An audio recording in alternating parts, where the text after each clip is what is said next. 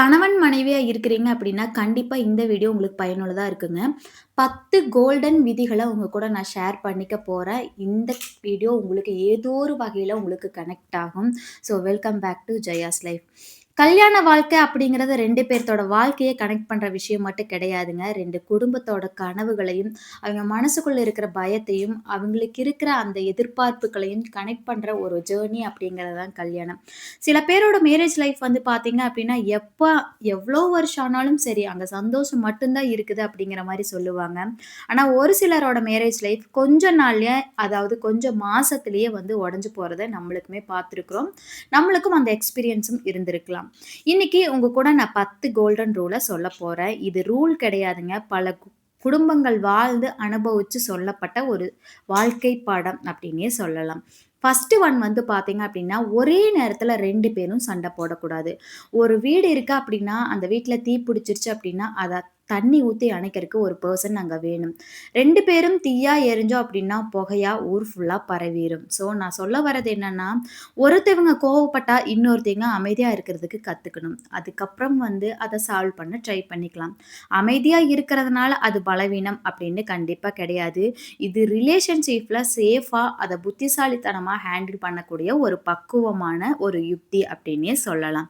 Second one வந்து பார்த்தீங்க அப்படின்னா, பழைய விஷயங்கள எல்லாம் கிளறி, கிளறி, கிளறி தான் ஒரு ப்ராப்ளம் இன்னொரு ப்ராப்ளமா கிரியேட் ஆகுது. அது மிகப்பெரிய அளவுல பூகம்பமா வெடிக்குது. ஒரு காயத்த ஆரம்பிச்சுருச்சு அப்டின்னா, கண்டிப்பா அந்த காயத்த நம்ம தொடவே மாட்டோம். ஏன்னா, மறுபடியும் அது புடிச்சுரும் அப்டிங்கிறதுக்காக. அதே மாரி தான் ஒரு விஷயம் வந்து பேசிட்டு விட்டுட்டோம். அதுக்கு சொல்யூஷன் கிடைச்சிருச்சு, இல்ல ஏதோ ஒரு வகையில அது தப்பு நடந்துருச்சுன்னா, திரும்ப திரும்ப எப்ப சண்ட வந்தாலும் ஒரே விஷயத்த திரும்ப திரும்ப பேசக்கூடாது. அப்படி பேசம்போது நீ பேசு, நான் பேசுன்னு சொல்லி வாக்குவாதம் தான் அதிகமாகுமே தாண்டி, பழைய விஷயங்கள் வந்து நம்மளுக்கு மிகப்பெரிய வலியத்தான் ஏற்படுத்துமே தாண்டி, அந்த பிரச்சனை இன்னொரு பிரச்சனைய தான் கிரியேட் பண்ணுமே தாண்டி, நம்மளுக்கு ஒரு சொல்யூஷன் கிடைக்கவே கிடைக்காது. பழைய விஷயங்கள எடுத்துட்டு நம்ம பேச ஸ்டார்ட் பண்ணிட்டோம் அப்படின்னா, அது தீரவே தீராது. அது வந்து புது காயமா ரொம்ப பெருசா கிரியேட் ஆயிரும். நம்ம உடம்பையே கூட அழிக்கிற மாரி இருக்கும். அதாவது ஒரு புண்ண நம்ம கிளறிட்டே இருந்தோம்னா, பெருசாயி அது நம்மளையே அழிக்கிற மாரி ஆயிரும். அந்த மாரி தான் பழைய விஷயங்களும். அதனால பழைய விஷயங்கள எடுத்து பேசவே கூடாது. நம்பர் 3, குறை சொல்லணும்னு நெனச்சீங்க அப்டின்னா, அன்பா சொல்ல ட்ரை பண்ணுங்க. ஏன்னா, நம்ம ஏதாவது ஒரு விஷயங்கள குறை சொல்லி ஹர்ட் பண்ற மாரி அவங்கள பேசிருவோம். அது நம்மளுக்கு ஆஃப்டர் சொன்னதுக்கப்புறம் புரியலாம். இல்ல நம்மளுக்கு புரியாம அவிங்க சொல்லி நம்மளுக்கு தெரிய வர மாரி இருக்கலாம். எல்லாத்துக்கிட்டயும் சாஃப்ட்டா பேசுறோம். பக்கத்துல பஸ்ல யாராவது நம்மள கால அமுத்திட்டா, "இட்ஸ் ஓகே" அப்டின்னு சொல்றோம். எல்லார்கிட்டயும் சாஃப்ட்டா பேசுறோம். ஆனா, வீட்ல இருக்கிறவங்கள தாண்டி. அவங்களையெல்லாம் நம்ம 1 நாள், 2 நாள் பார்க்கிறதோட சரி, நம்ம வீட்ல இருக்கிறவைங்க தான் நம்மளுடைய மிகப்பெரிய சப்போர்ட். அத மறந்துட்டு, அவங்க கிட்ட என்னென்னலாம் நம்மனால பேசி காயப்படுத்த முடியுமோ, எல்லா விஷயங்களையும் பேச ஸ்டார்ட் பண்றோம். ஒரே வார்த்தையில காயப்படுத்தவும் முடியும். ஒரே வார்த்தையில நம்மனால குணப்படுத்தவும் முடியும். அதனால நீங்க பேசும்போது கொஞ்சம் கவனமா பேசுங்க. "இது எதுவுமே நீ சரியா செய்ய மாட்டயா?" அப்படின்னு கேட்கிறத தாண்டி, "இத நீங்க இன்னும் நல்லா பண்ணியிருக்கலாம். இல்ல இன்னும் நீங்க நல்லா பண்ணலாம். உங்களுக்கு வந்து அந்த டேலண்ட் இருக்கு. நீங்க இன்னும் பெஸ்ட்டா பண்ணுவீங்கன்னு நான் நெனைக்கிறேன்." அப்படின்னு ஒரு வார்த்தை இருக்குது இல்லைங்களா? அது அன்போட உச்சகட்டம் அப்படின்னே சொல்லலாம். இப்படி சொன்னோம் அப்படின்னா, கண்டிப்பா உறவுகள் வந்து வளரும். ரூல் நம்பர் 4, பிரச்சனைக்கு தீர்வு அ காணணும் அப்படின்னு நெனச்சுட்டு முயற்சி பண்ணுங்க. ஓகேங்களா? ஒரு சண்டைய நம்ம பெருசு பண்ணணும் அப்படின்னு நெனச்சுட்டு ஸ்டார்ட் பண்ணவே பண்ணாதீங்க. இப்போ இந்த பிரச்சனைக்கு எனக்கு ஒரு கிளாரிஃபிகேஷன் கிடைக்கணும். அவ்வளோதான். எந்த ஒரு மோட்டிவும் கிடையாது. நான் அவங்களோட ஃபேமிலிலேருந்து யார பத்தியும் பேச போறது கிடையாது. அவங்களும் என்னோட ஃபேமிலிலேருந்து பேச போறது கிடையாது. எனக்கு இதுக்கு சாஃப்ட்டான ஒரு சொல்யூஷன் வேணும் அப்படின்னு நெனச்சுட்டு, ஒவ்வொரு ப்ராப்ளம்த்துக்கும் சொல்யூஷன் வந்து தேட ஸ்டார்ட் பண்ணுங்க. கண்டிப்பா அது ஸ்மூத்தா தான் போகும். நெறைய பேர் வந்து சொல்லுவாங்க, "சண்ட போட்டுட்டு தூங்காதீங்க. சண்டைய முடிச்சுட்டு தூங்குங்க." அப்படின்னு சொல்லி நெறைய வீடியோஸ்ல நம்மலாம் கேட்டுருப்போம். அது வந்து உண்மையா அ என்ன சொல்றது அப்படின்னா, அவங்க உண்மையான ஒரு விஷயத்த நம்மளுக்கு வந்து சொல்லியிருக்காங்க. எப்படின்னு கேட்டீங்கன்னா, ப்ராப்ளம் அப்படின்னா, அத மறக்க ட்ரை பண்ணாதீங்க. அது வந்து எப்ப இருந்தாலும் நம்மளுக்கு ஒரு தடவ ஞாபகம் வந்துட்டே இருக்கும். அடுத்த ப்ராப்ளம் வரும்போது, அது ஞாபகம் வந்துட்டே தான் இருக்கும். ஆனா வந்து அதுக்கு ஒரு சொல்யூஷன் வந்து நீங்க ரெடி பண்ண ஸ்டார்ட் பண்ணுங்க. அதாவது எனக்கு அதுக்கு சொல்யூஷன் கிடைக்கணும் அப்படின்னு சொல்லிட்டு ஒரு விஷயத்த எடுத்து வைங்க. கண்டிப்பா அடுத்த டைம் அந்த ப்ராப்ளம் சண்ட வரும்போது நம்ம அந்த விஷயத்த பத்தி பேசவே மாட்டோம். அதனால யோசிச்சு கொஞ்சம் டைம் எடுத்து, ஓகே அந்த டைம்ல உங்களால ரியாக்ட் பண்ண முடியல, நான் கோவமா இருக்கேன் அப்படின்னு நீங்க ஃபீல் பண்ணீங்கன்னா, கொஞ்சம் போய் தனியா உட்காந்து, நம்ம மேல என்ன தப்பு இருக்கா அப்படிங்கிறத யோசிச்சுட்டு, அதுக்கப்புறம் வந்து அத மூவ் பண்ண ஸ்டார்ட் பண்ணுங்க. கண்டிப்பா அது சாஃப்ட்டா தான் போய் முடியும்.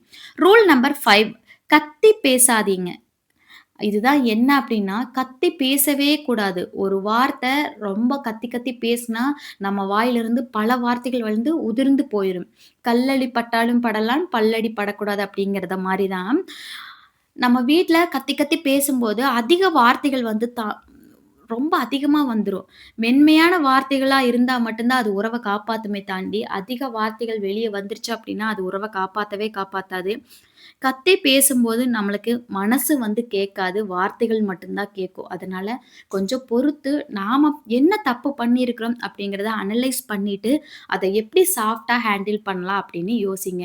ஏன்னா யாருமே வந்து விட்டு பிரியணும் அப்படின்னு நினைக்க போறதே கிடையாது. அவங்க கூட சேர்ந்து இருக்கறக்கு தான் அவ்வளோ ஃபைட்ஸ் பண்றோம். அதனால அவங்களுக்கும் வந்து காயம் ஆகாத மாரி எப்படி பேசணும் அப்படிங்கிறத நம்ம பார்த்து பேசிக்கணும்.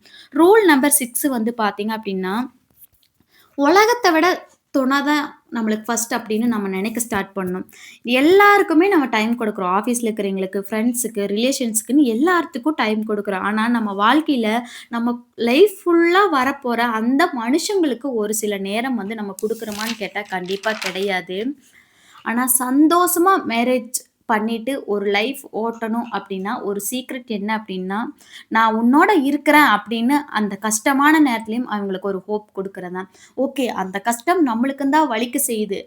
அவங்களே ஒரு பதட்டத்தில இருக்கும்போது நம்ம எச்சா வந்து திட்டி, அவங்கள காயப்படுத்தி ஒரு தப்பு பண்ணிட்டு வந்துட்டாங்க. அத காயப்படுத்தி சொல்லும்போது அவங்களுக்கு எச்சா வந்து ஒரு மாரி கில்ட் ஆயிரும். நம்மகிட்ட அடுத்தது ஷேர் பண்ண மாட்டாங்க. என் ஃப்ரெண்ட்ஸ் கிட்ட போயிருவாங்க. ஸோ நம்ம என்ன பண்ணணும், சரி எதுவா இருந்தாலும் பார்த்துக்கலாம். இதெல்லாம் நம்மனால சரி பண்ண முடியும். நான் உன் கூட இருக்கிறேன் அப்படிங்கிற ஒரு ஹோப்ப கண்டிப்பா நம்ம குடுத்தே ஆகணும். அப்பதான் வந்து எல்லாமே ரிலேஷன்ஷிப் நல்லாவும் போகும். அதையும் தாண்டி ஒரு லவ் வந்து அங்க கிரியேட் ஆகும். ரூல் நம்பர் 7 வந்து பார்த்தீங்க அப்படின்னா, ஜெயிக்கிறத விட உறவுகள காப்பாத்துறது அப்படிங்கிறது ரொம்ப இம்பார்ட்டன்டான விஷயம். நான் எல்லா சண்டையிலயும் ஜெயிக்கணும் அப்படின்னு நினைக்காம, உறவுகள காப்பாத்தணும் அப்படின்னு நினைங்க. நான் இப்ப ஏதாவது பேசிட்டா, எனக்கு புடிச்ச ஒரு பெர்சனுக்கு அது வலிக்குமோ அப்படின்னு நெனச்சுட்டு பேசுனீங்கன்னா, நம்ம வார்த்தைகள் ஒவ்வொன்னும் யோசித்து தான் பேச ஸ்டார்ட் பண்ணணும். சண்ட போடுறதுக்கு கொஞ்ச நேரம் ஆகாது. ஆனா, அந்த உறவுகள காப்பாத்துறதுக்கு எவ்வளோ நாள் நம்ம டைம் எடுத்திருப்போம். அதனால பார்த்து வார்த்தைகள்ல கவனம் வச்சு, நம்ம ஜெயிக்கிறத தாண்டி சாரி சொல்றதுனால எந்தவித குறையும் நம்மளுக்கு வந்துற போறது கிடையாது. ரூல் நம்பர் 8 வந்து பார்த்தீங்க அப்டின்னா, ஒரு தப்பு செஞ்சுட்டா அத அக்செப்ட் பண்ணிக்க ட்ரை பண்ணணும். மன்னிப்பு கேட்கறது அப்படிங்கிறது அவமானம் கிடையாது. அது வந்து பார்த்தீங்க அப்டின்னா, நம்ம வீட்ல பெரியவங்க யாராவது இருப்பாங்க. ஏதாவது கொஞ்சம் சண்டை வந்துட்டே இருக்கும். அதுக்கப்புறம் "போது விடும்பா, சரிப்பா" அப்படின்னு சொன்னா, அது அவங்களோட வயதோட முதிர்ச்சி. அதுதான் வந்து ஈகோவ தாண்டி அவங்களுக்கு ரிலேஷன்ஷிப் வேணும் அப்படிங்கிறத நம்மளுக்கு காட்டுது. ஆனா அந்த டைம்ல நம்மளுக்கு வந்து ஈகோ தான் வந்து பெருசா தெரியும். உறவுகள்ல ஈகோ இருக்கவே கூடாது. ரூல் நம்பர் 9 டெய்லி ஒரு நல்ல வார்த்தைய சொல்லுங்க. 1 நாளு, 2 நாளு, இல்ல அதுக்கு மேல ஆயிருச்சு அப்டின்னா, நம்மள யாரும் பாராட்டல அப்டிங்கும்போது மனசு ரொம்ப சோர்வாயிரும். உங்க ஹஸ்பண்ட் கிட்டயோ, உங்க ஒய்ஃப் கிட்டயோ டெய்லி ஒரு நல்ல வார்த்தைய சொல்லுங்க. ஏதாவது ஒரு விஷயத்துக்காக நன்றி சொல்லுங்க. நாம 2 பேரும் இன்னைக்கு சந்தோஷமா இருக்கிறதுக்காக நன்றி சொல்லுங்க. "நீ அழகா இருக்கிற" அப்படின்னு சொல்லுங்க. அப்படி இல்ல அப்படின்னா, "நீ இல்ல அப்படின்னா என்னால முடியாது" அப்படின்னு சொல்லி ஒரு நல்ல ஒரு ஹோப்ப அவங்களுக்கு குடுங்க. சின்ன சின்ன வார்த்தைகள் தான் பெரிய பெரிய லவ்வ நம்மளுக்கு கிரியேட் பண்ணி குடுக்கும். இந்த மாரி பேசும்போது நம்மளுக்கு எக்ஸ்ட்ராவா ஒரு பாண்ட் வரும். அதையும் தாண்டி நல்லத மட்டுமே பேசணும் அப்படிங்கிற ஒரு மைண்ட் செட்டும் வரும். ரூல் நம்பர் 10 பேசுறத விட கேட்கறதுக்கு கத்துக்கோங்க. ஏன்னா, சில நேரங்கள்ல பேசுறத தாண்டி, அட்வைஸ் குடுக்கறத தாண்டி, அவைங்க பேசுறத கேட்கறதுக்குன்னு ஒரு ஆள் வேணும் அப்படின்னு நெனைப்பாங்க. பல பிரச்சனைகள் வந்து பார்த்தீங்க அப்படின்னா, பேசாதனால வர்றது கிடையாதுங்க. கேட்காதனால தான் வருது. சில நேரங்கள்ல உங்களோட ஹஸ்பண்டோ, இல்ல ஒய்ஃபோ ஒரு சொல்யூஷன் எல்லாம் எனக்கு வேண்டாம். ஆனா, என் மனசுல இருக்கிறத கொட்டுறதுக்கு ஒரு ஆள் வேணும் அப்படின்னு நெனைப்பாங்க. அந்த டைம்ல அவங்கள புரிஞ்சுகிட்டு, அவங்களுக்கு சப்போர்ட் பண்ணி, அவங்க பேசுறத கேட்டாலே போதும். ஆனா, நம்ம என்ன பண்ணிருவோம்னா, நம்ம எக்ஸ்ட்ரா கேர் பண்ணிக்கிற மாரி ஒரு சொல்யூஷன் குடுக்கணும்னு சொல்லிட்டு, புடிக்காத ஒரு விஷயம் திணிக்கும்போது எச்சா சண்ட வரும். இதுக்கு தான் உன்கிட்ட நான் சொல்லவே வரதில்ல அப்படிங்கிற ஒரு ஆர்கியூமென்ட்டும் வரும். கேட்கறது அப்படிங்கிறது வந்து பார்த்தீங்க அப்படின்னா, லவ்வோட மிகப்பெரிய ஒரு சேஃப்ல அதுவும் ஒண்ணு. ஸோ ஹேப்பியான நம்மளோட மேரேஜ் லைஃப்ல ஒரே நாள்ல எல்லா விஷயத்தையும் நம்ம உருவாக்கிற முடியாது. ஒரு சின்ன சாரியினால நம்ம உருவாக்க முடியும். ஒரு சின்ன சின்ன பாராட்டுகள்னால நம்ம லைஃப உருவாக்க முடியும். 2 பேரும் சரியான மனிதரா அப்படிங்கிறது வந்து கண்டிப்பா இங்க முக்கியமே கிடையாது. ஆனா நீங்க 2 பேரும் சேர்ந்து ஒருத்தங்களுக்கு ஒருத்தங்க சரியானவங்களா மாறுறக்கு தயாரா இருக்கிறீங்களா? அப்படிங்கிறது தான் இங்க ரொம்ப ரொம்ப இம்பார்ட்டன்டான விஷயம். இந்த 10 ரூல்ல உங்களுக்கு எது ரொம்ப புடிச்சிருக்கு அப்படின்னு கீழ கமெண்ட் பாக்ஸ்ல கமெண்ட் பண்ணுங்க. தேங்க் யூ ஃபார் வாட்சிங்.